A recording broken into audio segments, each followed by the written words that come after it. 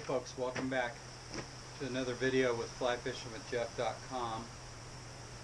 And I'm not on the water, here at my cabin. In fact, I've got the camera there inside the my fishing area because there's some wind. But I want to talk to you today about a subject that I've been getting a lot of questions about and have for years now. And I always have to do some explaining, and so I think it's just time to probably delve into this a little bit more for those of you that are looking to get into either a float tube or a float boat. What's the difference and what are the similarities? Okay, so just recently, in fact just this week, I got a question, hey Jeff, what do you recommend for a float tube? And I said, okay, let's get our definition correct. Alright, so for me, a float tube, and I'm going to step over here and get one of my models here. This is a float tube. And you might say, why? Well, meant for still water. Okay, so this is meant to be fished on lakes, still water. And doesn't mean you couldn't take it down a river, but it's not its intended purpose. And in fact, it would have to be a lazy, slow river. I can't say I haven't done it, but it was on a very lazy, slow river. So, float tube, and this is made, the only brand I've ever used is made by the Creek Company. The Creek Company, www.creekcompany. Okay, this is an ODC 420. They don't make these anymore. They make the ODC 420 lightweight. So, it's the only model I know. I also know that Outcast and others make a whole variety now of float tubes. And if you go back far enough, it used to be just a donut with a crotch in it and you set upright. And I've never used one of those, but I had a friend who did, and he said it was a bad situation. Didn't work very well. These are very functional. So while we're here, let's talk about kick fins. Next question I get is about kick fins. If you buy from the Creek Company, now don't quote me on this, but the ODC 420 light or lightweight, usually around $200. You can get it a little less, might be a little bit more, but somewhere in there. If you watch their website, they sometimes have them on sale as low as $150. But the kick fins that they send you are going to be little clip-on kick fins, and they don't do a very good job. They don't move enough water. These are the kick fins made by the Creek Company. I'm assuming that they still make them and sell them. This is the only way to go. If you can't get one of theirs, find another one. You want to be able to move as much water as you possibly can. And that's just simply, there's going to be times when you may have to jet across a lake, or you may be going around the circumference of a lake and you don't want to move just a little water at a time.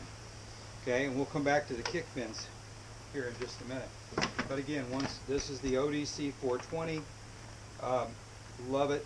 It's got extra pockets. I usually stick my rods in the right hand side. It's got a stripping apron.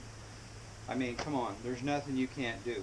It can fold up into a little bag, especially the lightweight model, and you can take it about anywhere you want. Certainly you can fit this in the back of your car even.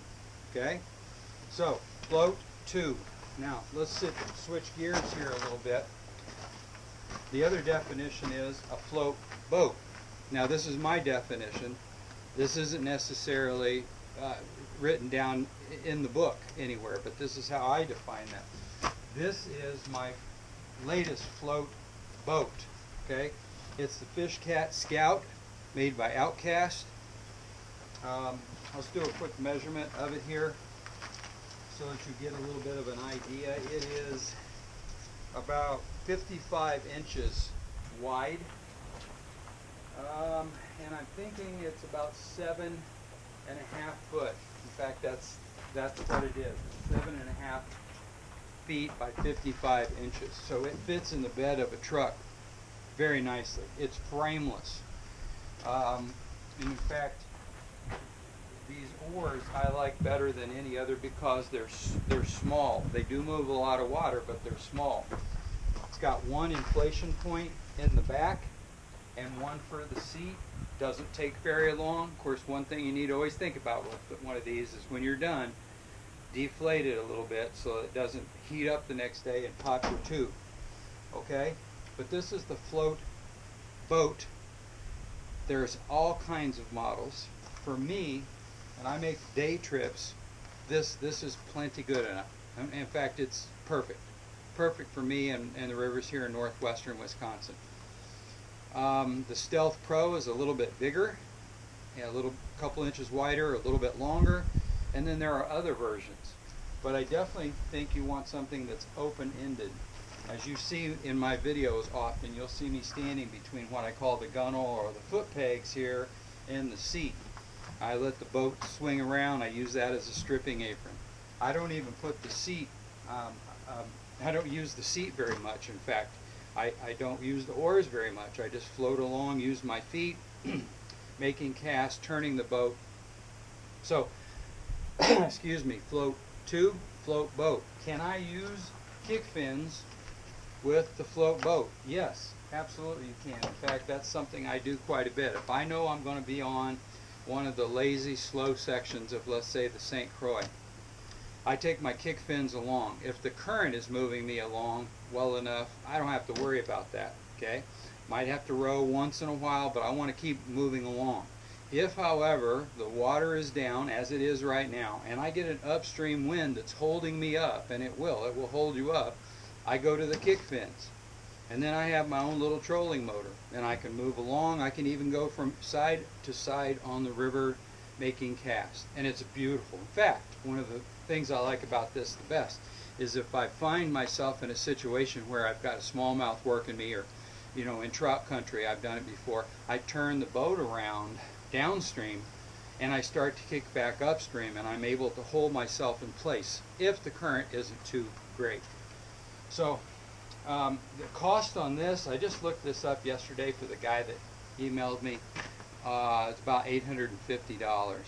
Okay, that's a lot of boat. I mean, it's just a fantastic boat.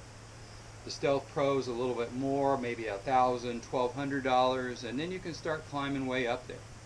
But for me and my money, being able to throw this in the back of my truck, being able to maneuver it through rocks, portage it along anywhere I want, I can pick it up, move it around, this is the way to go. Okay, it fits my personality, the way that I fish. So I hope that clears some things up. Might have created a few questions. If it is, put those in the comment section below, or you can find me at flyfishingwithjeff.com, or you can email me at flyfishingwithjeff@gmail.com if you've got an additional question. But these would be my two recommendations. This kind of clears up the verbiage, the lingo here on what we're talking about, and kind of gets you started in the whole thing. Now, you may find out that you get into a float tube, and then you like it so much you want to go to the float boat. Lastly, could I take the float? If I had to have one thing, yes, I'd have the float boat, because yes, I could use this on still water. But the thing I like about this guy is I can actually put this on my back, a couple rods, kick fins, and take off, and I've gone, well, as far as 2 miles in and fished lakes, and so that makes that the better alternative for these small little lakes that we find around. All right, so there you go. Any questions, again, send them to me, put it in the comment section. Remember, hit the like button, subscribe if you haven't already, and I hope this clears things up for you. And I'll see you here in just a minute from the front porch.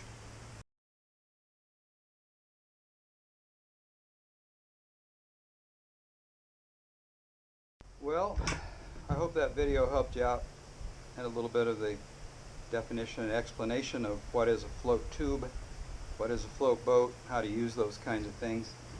And as I sit here on my front porch here in, I guess it's late July now, hard to believe, I'm down to about 1 month of smallmouth season left to go. It's kind of crazy.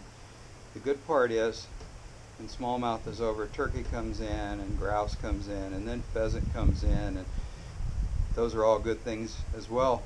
But as I sit out here today, I'm going to talk to you a little bit about what might be a touchy subject, but it shouldn't be, and that's our wives.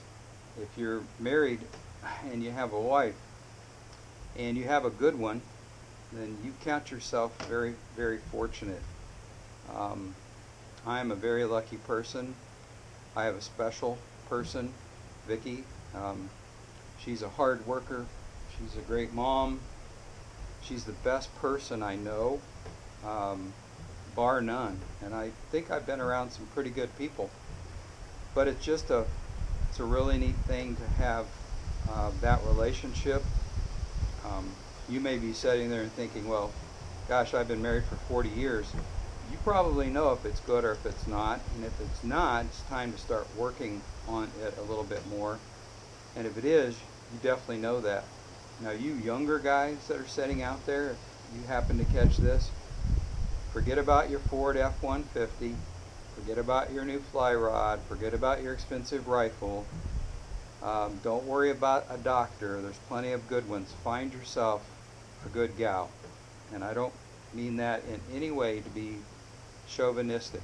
What I'm saying to you is, if you want some real comfort and real peace in your life that goes hand in hand with God and a whole bunch of other things, have someone that you can call a partner.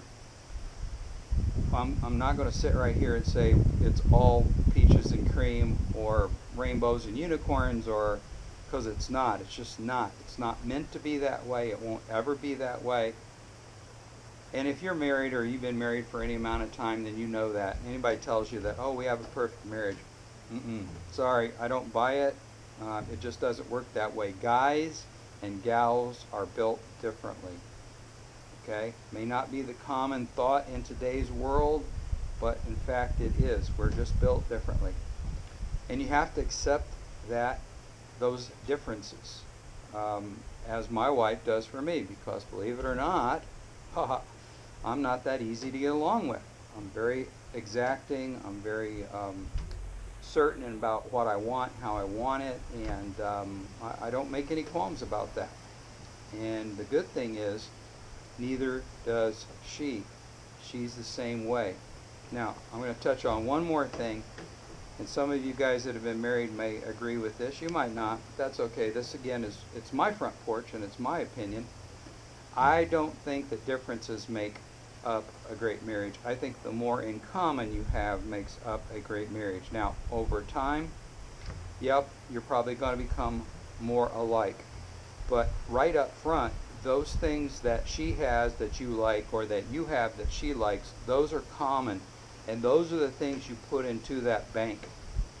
When I taught for 35 years, I talked to many, many kids about girlfriends and boyfriends and making the right choice, right decision.